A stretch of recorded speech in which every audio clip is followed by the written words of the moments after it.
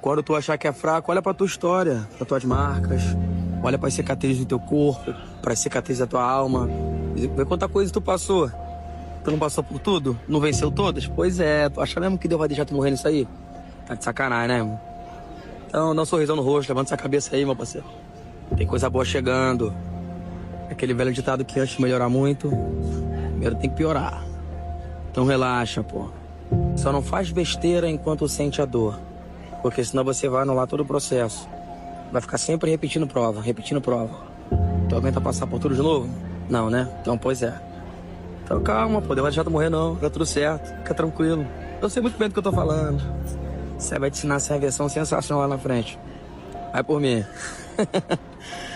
Confundidos ficarão todos aqueles que estão vendo tuas lágrimas descerem. Porque essas lágrimas são sementes de alegria lá no futuro. Os que semeiam com lágrimas, tu já sabe.